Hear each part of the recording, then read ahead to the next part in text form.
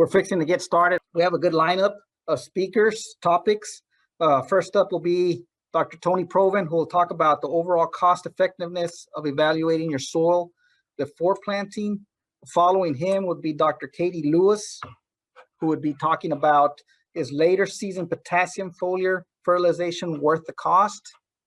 And then we'll wrap it up with Dr. Josh McGinty, deep profile nitrogen, use it or lose it. But we want to thank the speakers. Also, we want to thank the other counties that certainly had a lot of influence in putting this together. Nueces County, Jason Ott, Jim Wells County, Rogelio Mercado, San Patricio County, Bobby McCool, Live Oak County, Warren Copeland, Aransas County, Ginger Easton, Refugio County, Candace Muller, and B County, Landon Gulick. So thank them for also helping put this program together. So with that, we're going to go ahead and get started with Dr. Proven. I think, Tony, are you on? Yes, sir, I'm here. Economics of soil testing. Frank asked me if I would give a short little 20 minutes. And of course, I said nothing is ever short and 20 minutes long for me. But the quick and dirty of it is economics. The first thing we really have to look at is what are the true costs of soil testing? And then what do you get out of soil testing? And I've broken it out really into 5 major areas, and we'll go through each one of those in fairly rapid order. So what are the true costs of soil testing? There's the sampling, there's the shipping of the samples, there's the lab analysis, and then there's the actual data cost. Now, if we break that down a little bit, if you look at a $30 an hour employee, that may be a little cheap, maybe a little high, but let's just say we're going to use that, and it takes probably about a third of an hour to get a good sample. So that's about $10 per sample you have in labor just on that soil sampling side. Transportation, you got to get to the field, you got to go through the field. All these things are variable, but probably about $5 a sample. Takes a little bit of equipment. If we take care of our soil probe and our buckets and everything else, amateurize that out over the long haul, it's a couple of dollars a sample. Those things do wear out, things get broken, things get lost. We recognize that. Shipping the samples off, obviously, we see just about everything here in the laboratory. We've had some individual samples that were shipped to us that cost over $100. We're always mesmerized by that. But in reality, probably $2 to $15 a sample, depending on how many you're sending. You don't send many, it's going to get pretty expensive per sample. On the lab side, we're often looking for routine and routine and micro analysis between $10 and $19 a sample. Pretty reasonable from that standpoint. And then in the end, everybody has to manage that data, and whether you're using it in a filing cabinet or a program, it takes a little bit of effort to take care of that. And then we're probably looking at least $1 a sample just to get that data back into something you can use with it. So as we look at that, an individual soil sample is going to cost between $30 and really a little over $50 per sample. Now, that's a sample, but it represents often more than 1 acre. We often will talk about 10 to 40 acres. We've had a few samples that have submitted to the laboratory that actually were up in the 5 digits of acres. Yes, but more than 10,000 acres represented by one single soil sample.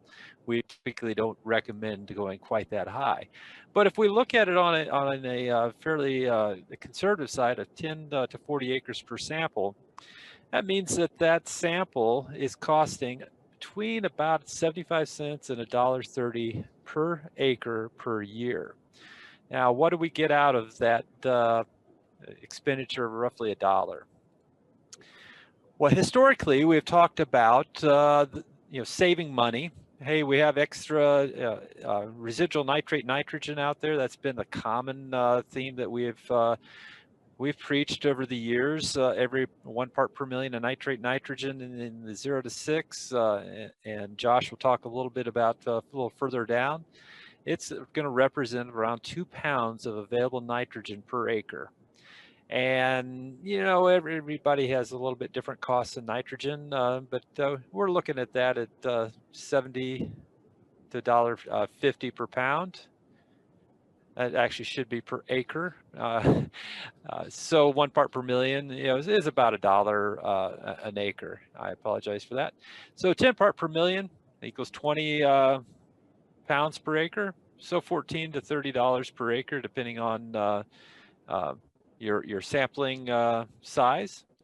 And 10 to 40, or your cost in the 10 to 40 acres. So a 10 part per million, which is not necessarily out of the ordinary for us to see.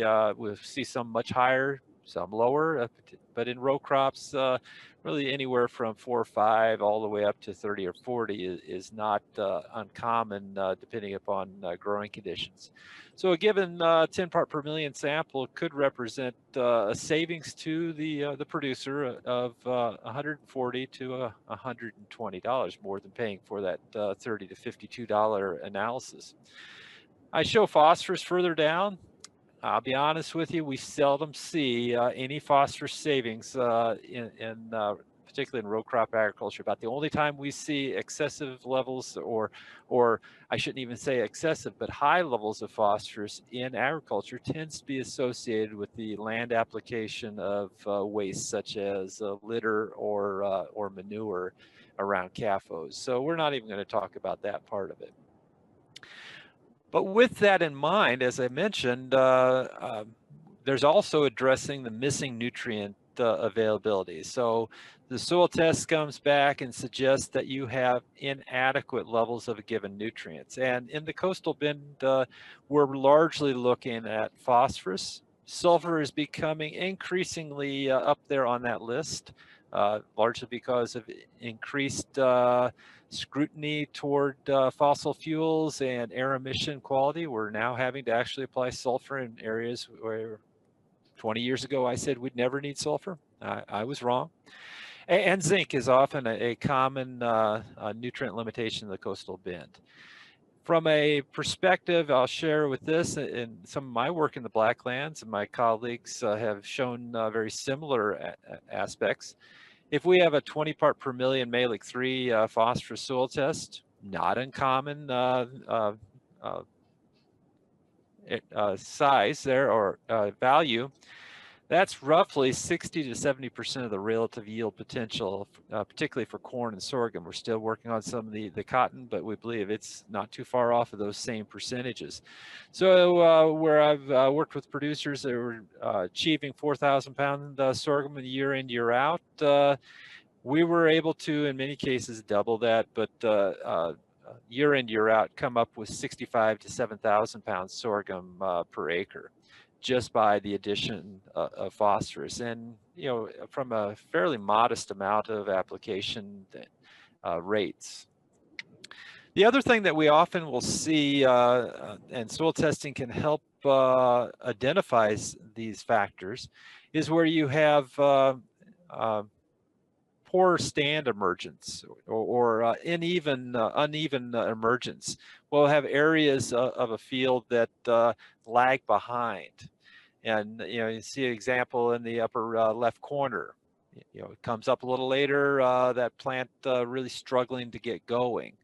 And then that really just goes throughout the entire season. You may have one area of the field that is 3, 4, even 7 or 8 days behind the rest of the field, which adds to a lot of problems when it ultimately comes down to harvest. Also challenging for different pest control also.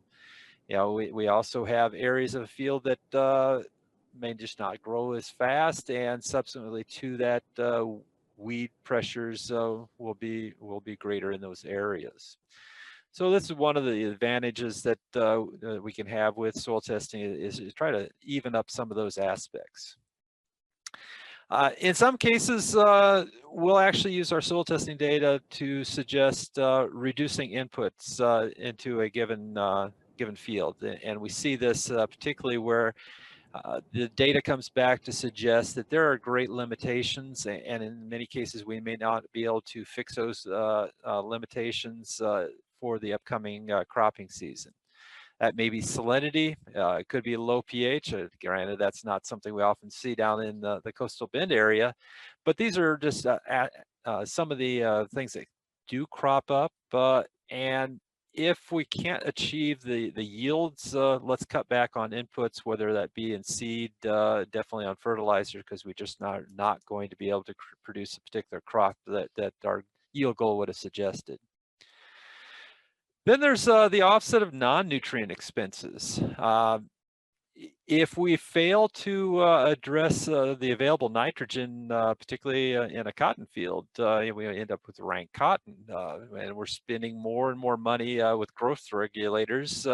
Every time we put out a growth regulator, that's money against the bottom line. But at the end of the season, we also have the same problem. If we have a cotton plant that is high in nitrate nitrogen in the petioles, it is going to be very difficult for our cotton harvest aids to defoliate that plant very efficiently. And we often will see a second, third, I've heard of even greater numbers of those applications. Each one of those applications, once again, is costing us money going across the field. How do you equate that back to a value towards soil testing? You know, every particular field, every situation is slightly different. And the other avenue, if we have limited nutrients that we identify with soil testing processes, and we address those, a lot of times we will see that the crop will get to maturation in a faster event. Now, that could be helping reduce late season pests such as aphids, particularly in sorghum and in corn, but also the ability to harvest that plant or that crop before the perils of Texas weather hit. What is the cost of a hurricane coming in? You know, it could be 100% of the entire crop. So one other aspect, I often will tell producers 75% of what you learn is in the process of collecting the soil samples. And this really comes back from, we're seeing an ever increasing levels of compaction in many of our fields throughout, not just Texas, throughout the South and even through the Midwest. Our equipment is getting larger. However, our acres are getting larger also.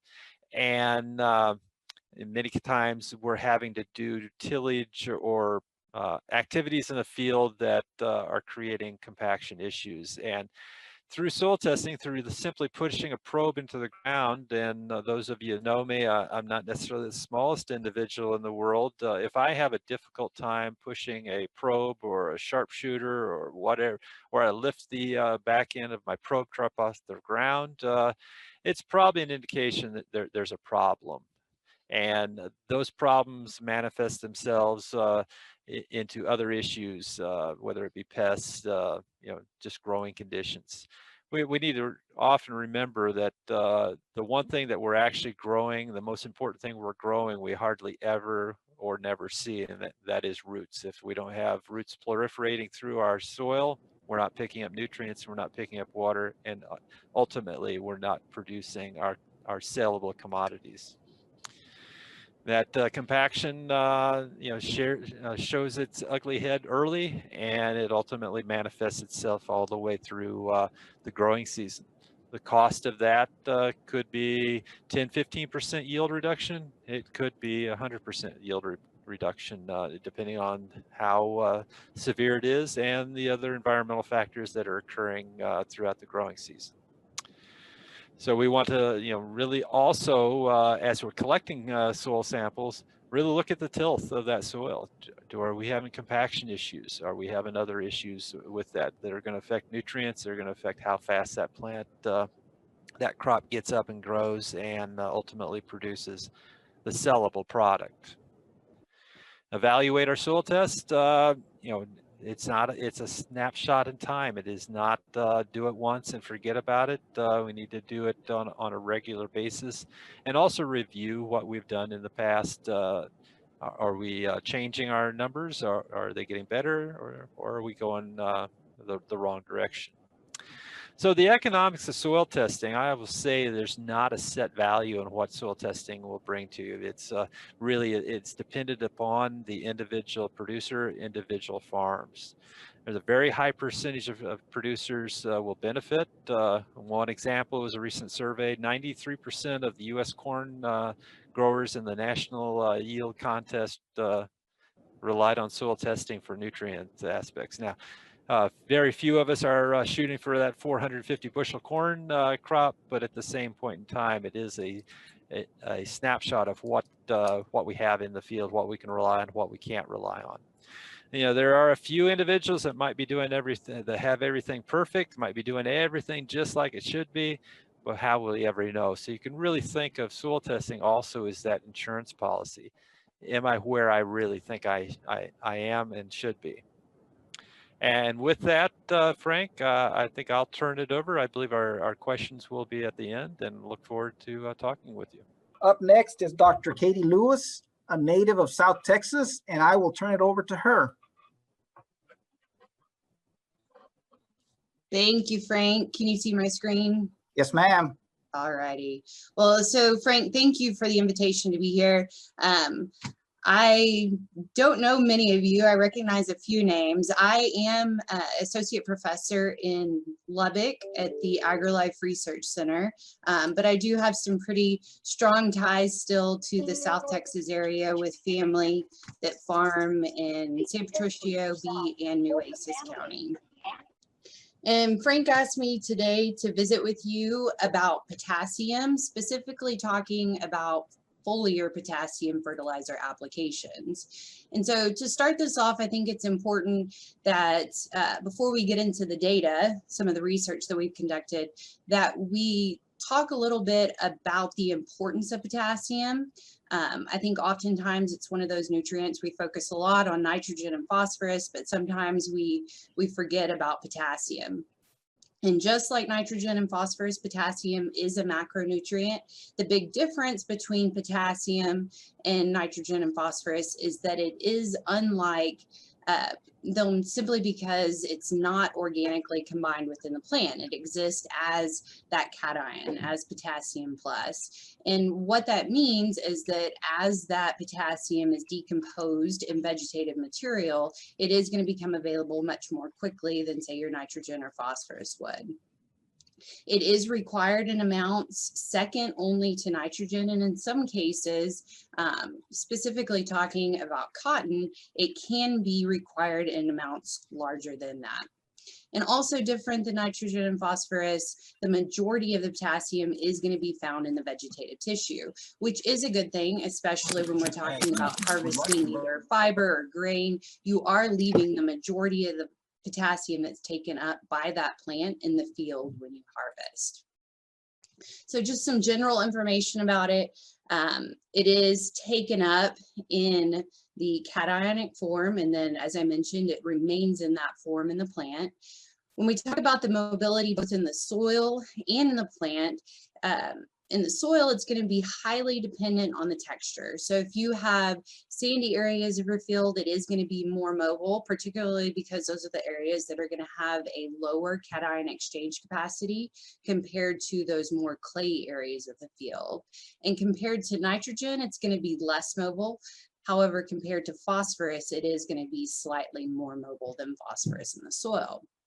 And when it comes to the mobility within the plants, it is going to be mobile, which means that early season deficiency symptoms are going to be commonly seen in the lower part of the plant. However, potassium is one of those that we tend to see later season deficiencies.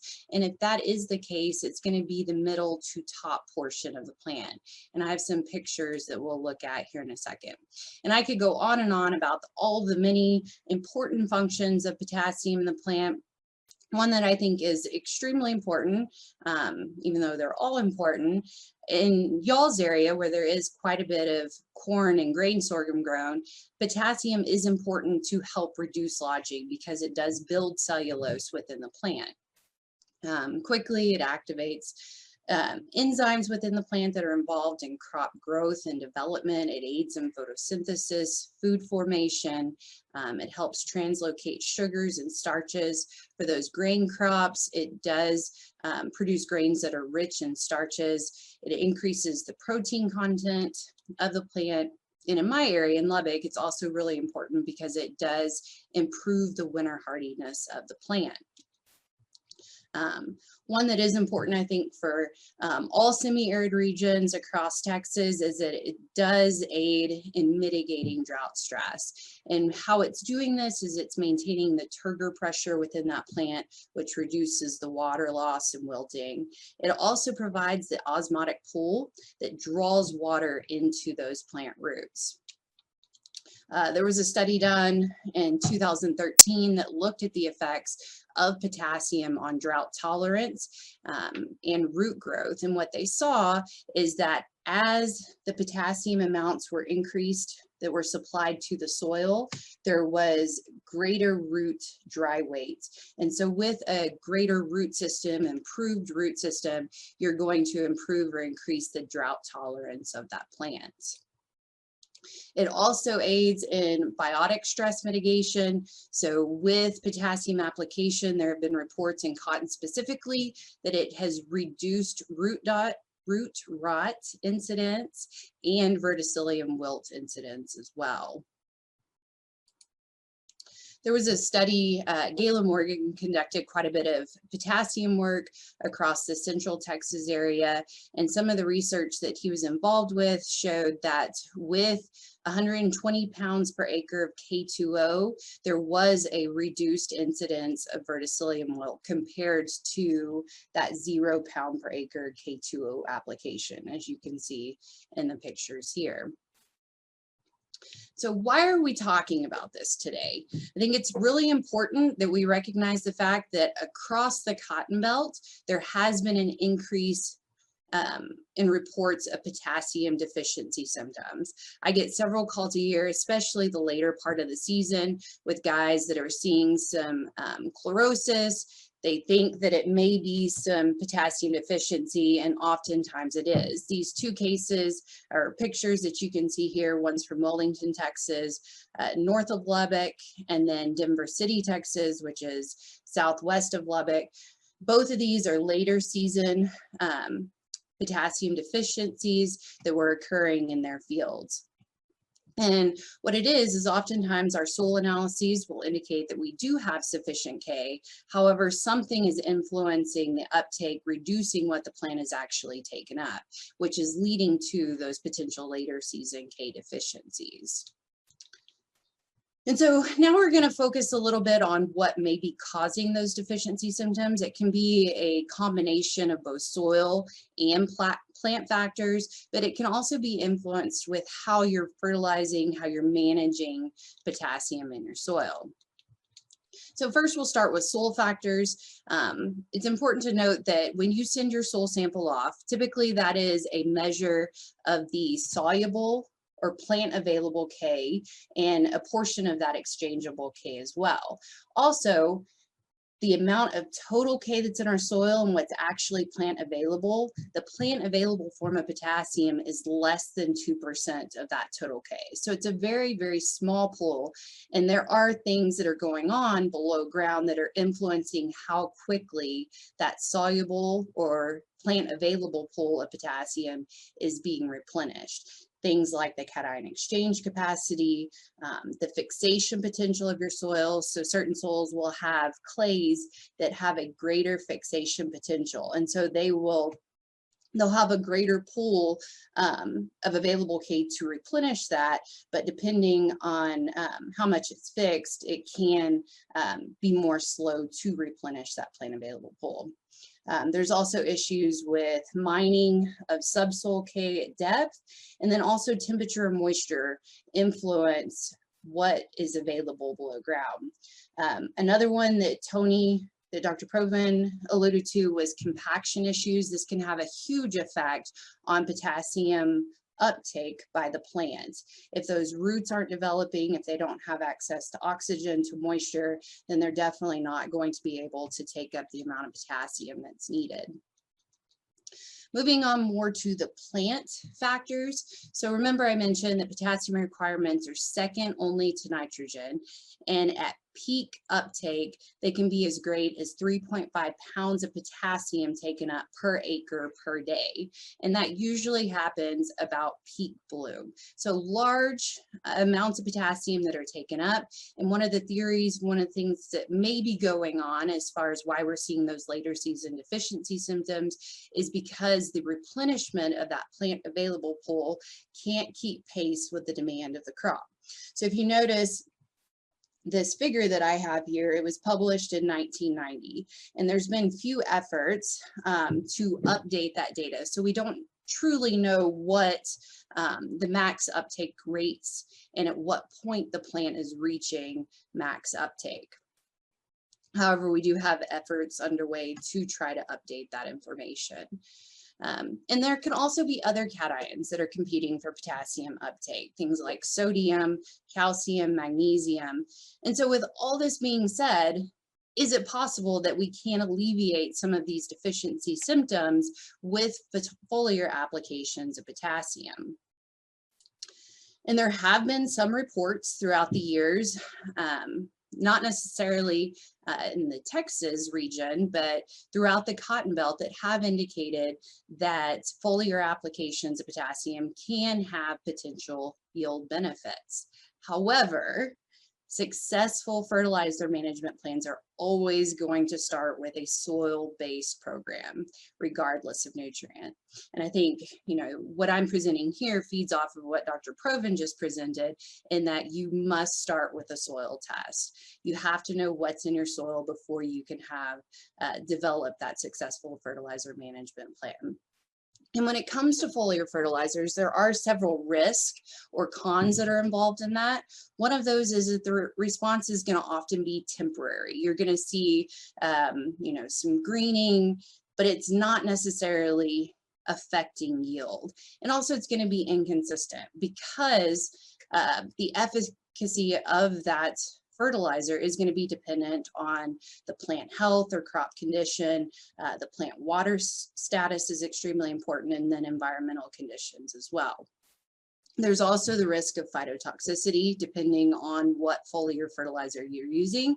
And as I'm sure all of you know, foliar fertilizers can be expensive. And you have to think about it in a way too, is you're applying a very small amount of that nutrient when you're applying foliar fertilizers. And so they can be quite pricey. So we've conducted some trials, not just here in Texas, but there was a collaborative project with our past cotton extension specialist that was located here in Lubbock, Seth Bird, where we were looking, and Ben McKnight's also involved in that project now that he started in College Station, but we were looking at different combinations. It wasn't just focused on potassium. However, when I discuss results today, I am going to focus specifically on the potassium foliar applications. So we had a whole slew of different treatments. The ones that are important for us to discuss are the residual soil levels. So this was simply an addition of nitrogen at 120 pounds per acre compared to 100% soil test levels. So what that means is we were adding that 120 pounds of nitrogen, but then an addition of phosphorus, potassium, and sulfur based on the soil test recommendations. And then we increased that to 125, and we had those same combinations with either foliar potassium, foliar phosphorus, and then we had a macro and secondary nutrient mix as well. So to look at some of those results, as I mentioned, it was conducted in both Oklahoma and Lubbock. First, for the Oklahoma data, there were no statistical differences between any of the treatments. So discussion is going to be based primarily just on general trends in the data. And so if we compare data back to just the 120 pounds, the far right bar here, back to our same 120 pounds plus a foliar potassium application, there was generally an increase in the amount in the yield that was produced. And then if we also compare the 100% plus foliar K with the 100%, Same thing here, a slight increase in yield in that case.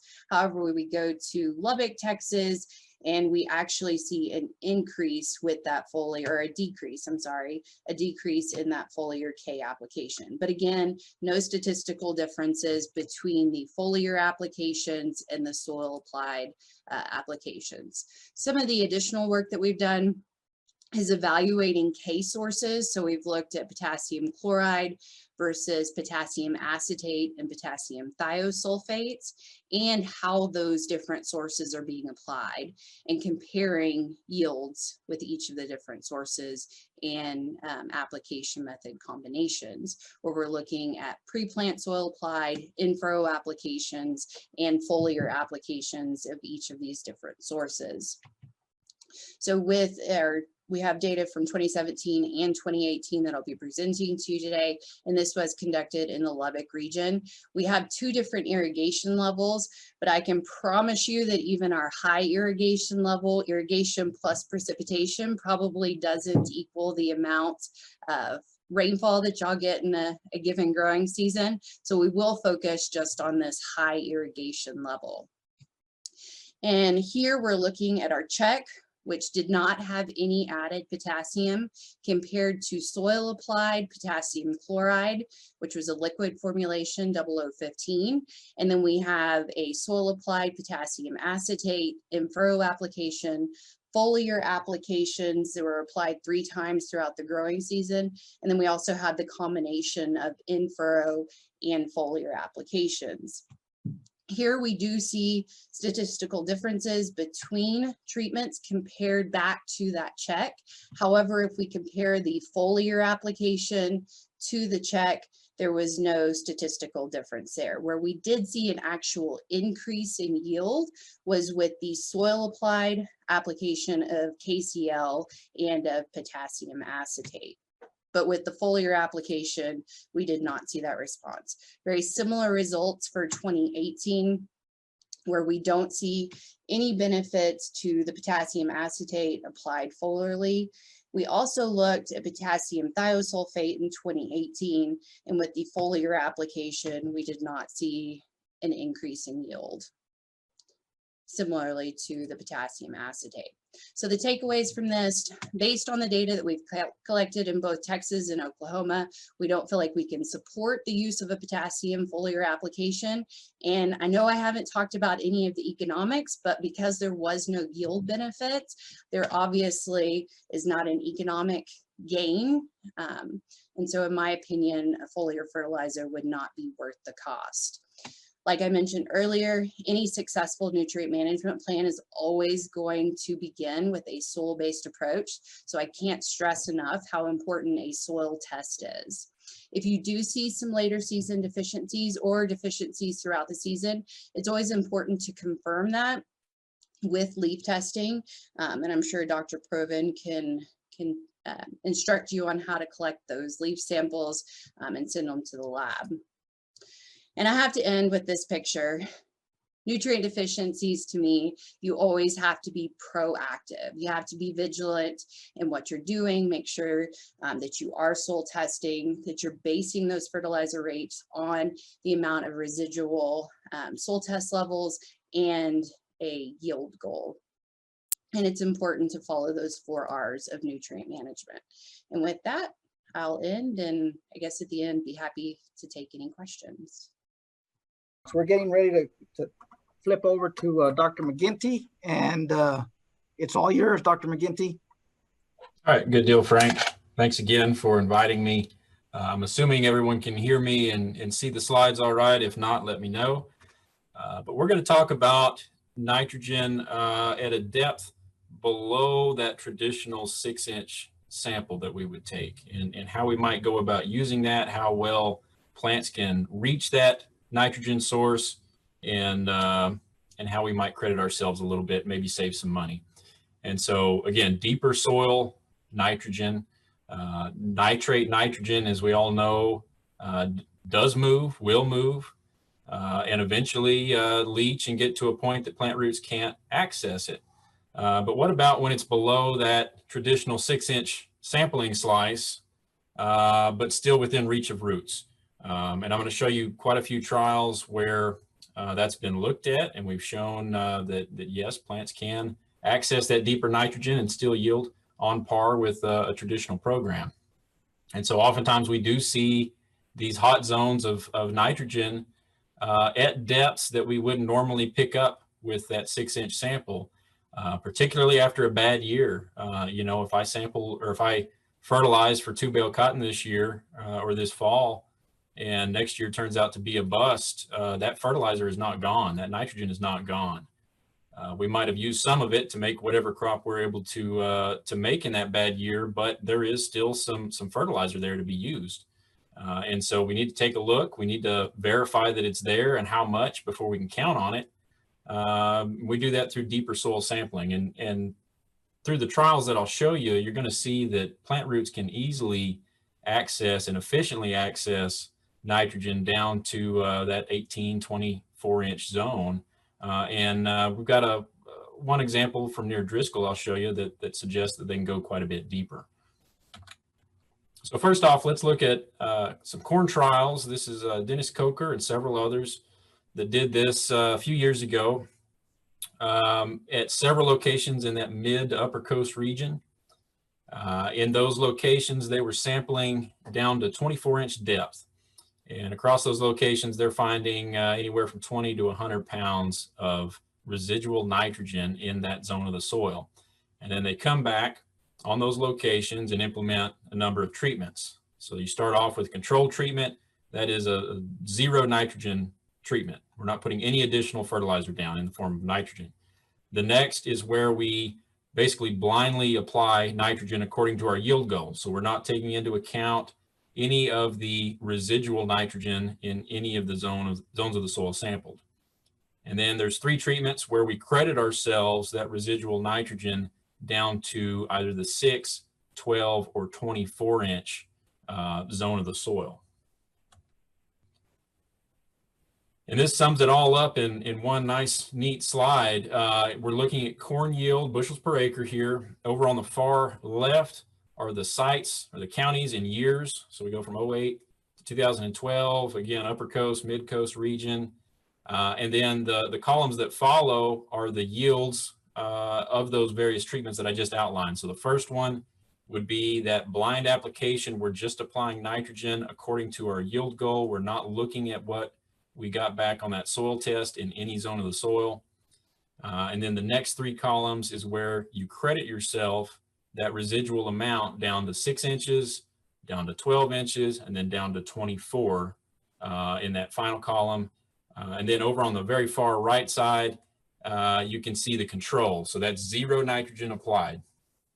And what really sticks out to me when you look at this is that at all of the locations other than those that have an asterisk next to them in that control column, those locations that don't have a star next to them, we saw no response to additional nitrogen. So that non-treated or no nitrogen control yielded on par statistically than that full nitrogen rate according to the yield goal. Those locations that have an asterisk, that's where we did see a response to nitrogen. So those sites that didn't respond, we didn't make 60, 130, 108 bushels of corn out of thin air. We're using nitrogen that was already there. Okay. If we shift over to the next column to the left, here we're crediting ourselves for the residual nitrogen from the surface all the way down to 24 inches. And in every one of those instances, we yield on par with the column over on the left-hand side where we're applying 100% according to the yield goal. Okay, so we had enough nitrogen in that profile, 0 to 24, that we could credit ourselves that 100% and still make our yield just fine. So that was corn. Now let's look at grain sorghum. Very similar to what we just looked at as far as how they did it and what they did. Here we're looking at more mid-coast and more coastal bend counties. I'll show you in a second, but the treatments are the same. Controlled treatments with no additional nitrogen applied. Nitrogen applied according to the yield goal without crediting ourselves. And then the last 3 are where we credit ourselves for residual nitrogen down to different depths, the 6 inch, the 12-inch and the 24-inch zone. And this is what they were finding at those locations. In the columns there, 0 to 6, 6 to 12, 12 to 24, and then 0 to 24. That's the pounds per acre of nitrogen found at those depths, at those locations. And you can see in that 6-inch slice, we're missing quite a bit of the story there. You've got a few locations, Victoria in 09 and 12, where you've got some significant amount of nitrogen in that upper zone of the soil. But then you start looking at 6 to 12 and 12 to 24. There are large amounts of nitrogen in many of these fields. Just in that 6 to 12, look at Victoria in 2012. They've got 125 units of nitrogen there, plus 46 above in the upper 6 inches. That's enough to make well over an average crop of anything you choose in that part of the country. And then you go a little further down, 12 to 24 inches. You can see Nueces County in 2010, you've got 2 locations there. One had 94 pounds, the other had 138 pounds. So we've got a lot of fertilizer there that producer has already bought, paid for, and gone through the hassle of applying, but it's probably moving slowly downward, and eventually it will get out of the reach of those roots. But for right now, it's accessible. It's in a zone of the soil we can use it, and we better do so before it's gone. And when you look at the yield data on these trials, overall pretty similar to what we saw with corn. The control column over on the far right, you can see a number of these locations. Nueces Counties 1 and 2 in 2010 showed no response to nitrogen.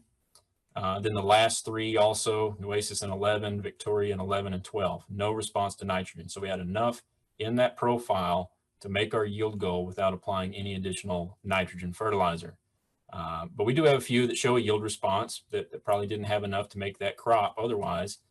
If you look at the columns where we start crediting ourselves down to different depths, 6, 12, and 24 inches, you can see that, yes, plant roots can access nitrogen at those depths. When we get to the 24-inch zone, you do see a couple of examples there where we did take a little bit of a yield hit. Victoria in 09, Victoria in 2010, if we credited down to 24. But otherwise, the other locations yielded on par with that yield goal application on the far left. Down to 12 inches, there's no issues there. Those sites are all yielding on par as well. So that was all down to 24 inches. A few years ago, Jason Ott and myself and a couple of the guys on my crew, we did go out and do some sampling around the Driscoll area. I believe Jason's on the call. He can correct me if I'm wrong, but I think he deep sampled that field actually the prior year and found a pretty hot zone of nitrogen somewhere around that 24 to 36 inch zone. So we came back in the following year, sampled down to 4 foot. Not the easiest thing to do. We're using a tractor mounted probe for this, but it was interesting because this is what we found in the 0 to 6 inch zone, 24 inches or 24 pounds of nitrogen. Very little from 6 to 24, but then we get to 24 to 36 inches, we found 57 pounds, and then from 3 to 4 feet, we found 108 pounds. So the question is then, all right, we have a little bit of nitrogen in that 0 to 24 inch zone. What is that, 28 pounds, but we've got a lot below 2 foot. Can sorghum roots tap down into that source? And so we actually put into place a number of treatments here. One was a 0 nitrogen treatment, treatment 1, and then we had 21, 42, and 63 pounds of fertilizer applied. And unfortunately, that following year, we didn't have the best growing conditions. I think that area of the field kind of flooded out to some extent. But ultimately, we didn't find any significant response to nitrogen among those treatments. So what that's telling you is we are accessing some deeper levels of nitrogen. If you look at 3,000 pound grain, that's going to take somewhere around 50 to 60 pounds of nitrogen to make that yield goal. And we don't have that in the 0 to 24 inch zone here. So how are we making 3,000 pound grain? Well, those roots are getting down below 24 inches. I don't know that we could credit ourselves fully for that very, very deep nitrogen source, but these plants are accessing that to some extent. Up the coast, In the Port Lavaca area, we have an IPM agent, Stephen Biles. You've probably seen him over the years. He's been doing some work as well. He's got a probe mounted to I think a Kawasaki Mule, where he can go down to 24 inches, and he's been offering that service to the growers in that 3-county area. And he sent me a few slides as ammo for this presentation, and it's interesting to look at. He's got a number of samples shown on this chart. There's 76 samples represented here, taken from 2013 to 2015. And you can see the levels of residual nitrogen he's finding in those locations. In the 0 to 6 inch zone, anywhere from I'd say negligible on up to over 70 pounds of residual nitrogen. And then in that 6 to 24 inch zone, the red line, you can see anywhere from basically 0 to over 120 pounds. And so if you look at that entire profile, you've got among these samples, you've got some that are as high as looks like about 170 pounds of residual fertilizer in that 0 to 24 inch zone. So on average, across all these samples, all these fields, they're finding 48.5 pounds of residual nitrogen in that 0 to 24 inch zone. And he was able to place a couple of trials over the years up there. The first one we're going to look at is a cotton trial. In this particular field near Port Lavaca, they found 104 pounds of residual nitrogen in the 0 to 24 inch zone. So in the 6 inch slice, there was 32. The remainder, 72 pounds, was 6 to 24. Again, that's something that we would miss with that traditional 6 inch sample. Average yield up there, somewhere around 2 bales typically. So they put into place 3 treatments, 0 nitrogen, 34 pounds of additional nitrogen, and 68. And then we got the data off of the yield monitor in this case. And this sums it up nicely. If you just look at the yield column on this chart, there's no yield response. 0 pound yielded on par with the high rate of applied nitrogen. So yeah, we're making roughly 2 bale cotton off of a little over 100 pounds of nitrogen in that 0 to 24 inch zone. Makes sense. That's exactly what we would recommend for that yield goal. And we're able to utilize that fully. Now, something that Stephen's doing where he does these trials that I think is good is that he's actually coming in after the yield, after the harvest, and resampling the fields, And in this case, I visited with him on the phone about it. He said, yeah, I came back in there and we didn't find anything from 0 to 24. Near as makes no difference, 0 residual nitrogen, which is a good thing. That was all fertilizer that was bought and paid for by that producer at some point. And they did utilize it fully in that 0 nitrogen treatment 3. Net revenue per acre, these aren't significant, but basically shows you highest return numerically came with that treatment 2, but really these all yielded about on par. The net revenue data is a little bit messy, but ultimately we got by without applying additional nitrogen here. This corn trial is a little different, and you'll see it here in a second, but this was also in the Port Lavaca area. The preseason soil testing found 120 pounds of nitrogen in that 0 to 24 inch zone. So 26 in the 6 inch slice, and then 94 pounds down below that. And typically in that area, 100 to 110, 115 bushels would be about an average yield. So that amount of residual nitrogen should fully fuel that average yield.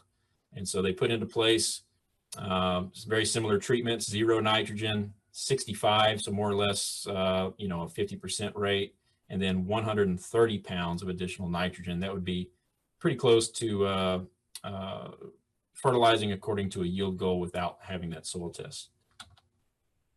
And that crop came off in 2017. If you remember, 17 was a great year up until Harvey hit, and they had some outstanding corn yields up there. And so in this case, we had enough residual nitrogen in the 0 to 24 inch zone to make an average yield. But in this case, we had an excellent growing season, 140 bushel corn in this case. Where we had 0 additional nitrogen, we didn't quite make that. Okay, you can see a little yield decrease there, 130 bushels versus 140, 141 with the other treatments. So we are using that nitrogen down to 24 inches, but we ran out in this case because we just had a better than average year, much better than average. But that 65-pound rate looked great. It yielded on par with the full rate above it. It returned more money per acre, and we got rid of that nitrogen before it went elsewhere. So if you're interested in doing this, of course, Dr. Proven's lab can handle that. They have a different submittal form, sample submittal form for these profile samples. You can get that off of the Soils Lab website, soiltesting.tamu.edu. Your county agents can put you in touch with it, help you navigate that piece of paper. I can help you as well. But it's a pretty simple process. And my final thoughts on this, at the end of the day, I think this is something we should be doing a little more of. Is it something we ought to look for every year? No. Maybe every other year.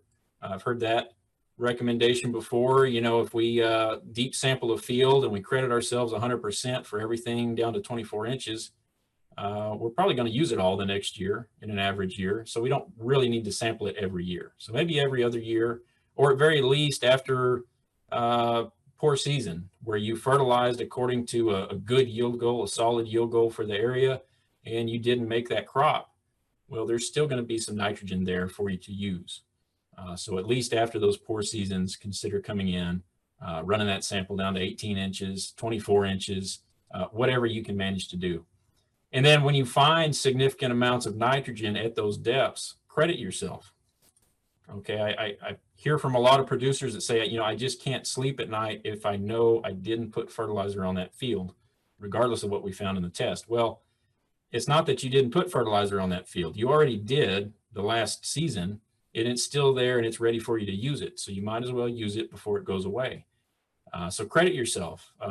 Pretty comfortable at this point saying that anything you find down to 18 to 24 inches, you can credit yourself 100% for.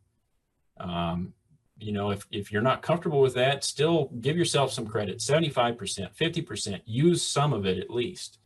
Now, when we go down below 24 inches, I think there's more work to be done there. Probably not going to use nitrogen at those depths as efficiently as in that 18, 24 inch depth, but there's still something to that. But regardless, when you find these heavy amounts of nitrogen, these hot zones in the soil, at least use some of it. And then again, you know, based on the data that we've got, down to 24 inches, I feel very comfortable saying that you can credit yourself 100%. So with that, most of y'all know how to get a hold of me pretty easily, but here's my contact info, email, telephone. Anytime you need something, please reach out and let me know. I'm right in the middle of the coastal bend, so contact me anytime. With that, Frank, I'll turn it over to you. Looks like I hit 20 minutes on the dot. Thank you, Dr. McGinty. So any questions, please? We'll address a couple of questions that are in the chat box. I think Tony already did, and Katie, but we'll talk about them in a little bit. So the first question: why is it that you can test the same bucket of dirt and get different results in the soil test? That's one question of two. So I'm not sure, Tony? Sure. You know, as I indicated, and it applies to all soil testing laboratories. One of the challenges that we see in the soil testing laboratory is the quality of the sample coming to the laboratory. And you know, Ben McKnight, who I believe is on here too, and he was an undergrad working for me. He probably wondered why I made him break all the individual cores up into small little pieces, and that the results you get back from a laboratory are only going to be as good as the samples coming to the laboratory. So when you're collecting those samples, we need 10 to 15 individual subsamples that are then all blended together. And blending it together means that you can't distinguish in the end how you took the samples. If you took it with a sharpshooter, or you took it with a a round push probe or a Giddings hydraulic probe. In the end, everything is broken down to small little pieces. And that is a massive pain in the butt, particularly as we get into some of the clays. They're either going to be so hard that you can't break them and you end up using a hammer to bust them up, or they're so sticky that it just smearing it back and forth. The term noonday soils comes in. Before noon, it's too wet, and afternoon, it's too dry. But that is, generally speaking, the biggest problem that we see is that when we get a sample, we can tell exactly how it was sampled, and we know that really that it wasn't broken up enough to mix it thoroughly. If you don't have enough cores, but in this particular case where you're taking it all out of the same subset, even when we do get it broken up, we can expect about a 15% variability between individual subsamples pulled out of that. We've seen closer to 50 or 60% where it has been just kind of mixed around a little bit and sloshed around. And that work has been done with phosphorus. That was what the studies are targeting, was phosphorus. So I'd expect there'd be maybe a little bit more variability in phosphorus than there is in some of the other nutrients, but in the end, it gets back to getting that sample fully blended. I just can't sending whatever laboratory you send it to the best possible sample that you can, and I always advise individuals mix it to the point where nobody at the laboratory will have any idea of how you collected the sample. Second part to that question, how much value can you put on a test that you don't know how well of a representation of nutrients you are actually getting? Well, I would come back and say I would rather have no data than bad data. So if the classic term trash in, trash out, it applies to that, and we see just everything you can ever imagine. Now, Dr. Lewis, she sends samples to us that are fine powders that I'm assuming have been well dried and well ground and everything else, and we don't expect everybody to go to that extreme. We're very thankful that that she does. But if we have 2 and 3 inch hunks, you can see the curvature of the spade that was used to take the sample.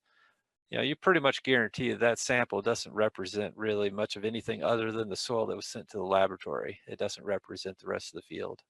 Thank you, Dr. Proven. And this is for Dr. Lewis. Thoughts on applying potassium in soil as liquid versus dry? I know you addressed something in the chat, but can you please talk? Sure. Yeah. So theoretically, there should be no difference between a liquid and a dry source of potassium. It really goes back to the amount of water, whether it be irrigation or precipitation. So in our semi-arid environment in the Lubbock, Southern High Plains region, we do see a greater response or more consistent response to a liquid banded application. And so that's another consideration too, is whether or not it's banded, broadcast, applied, especially when we're talking about a dry application. So really, if we're talking a liquid ammonium polyphosphate or 1034O or a MAP or DAP source, there should not be a difference. But what's going to make the largest influence is just going to be the amount of water that's available. Thank you, Dr. Lewis. Dr. McGinty, this is for you. Does deep 2 to 3 feet ripping and chiseling help elevate the nutrients in the soil profile? No, I don't think it would. You're shattering some compaction, temporarily lifting as that shank moves through the soil, but then everything settles back down. You might actually have, I don't know, Tony could weigh in here, but you might actually have a little more rapid movement of nitrogen through the profile after that, once you got some better water movement through the profile, but it's not going to lift those nutrients. From a standpoint, if we do encourage deeper root and more broad root proliferation, then under those scenarios, you're going to actually have roots that will more likely get down to that 2, 3, 4 foot level and actively take up, in Josh's standpoint, nitrates, but also potassium and everything else. Sure. Most of our phosphorus and zinc is going to be right at the surface, but most of our potassium in the soil profile is actually further down. It's not right at the surface. So Tony, I would say in our area, it would be the opposite of that. Most of our potassium is going to be at the surface. That's because all your clay is already blown down here to College Station. Well, and so that's what I was going to add to the ripping or deep breaking that we do up here. A lot of times we're going to do that to try to move those clays up to the surface. And so in that case, you are moving nutrients closer to the surface. So I'd like to, before we wrap up and do a final set of door prizes and put the link up for the survey, I mean, if we were live, of course, we could do a round of applause, but for now, let's thank Katie and Tony and Josh for being here this evening, and thank you all for joining in.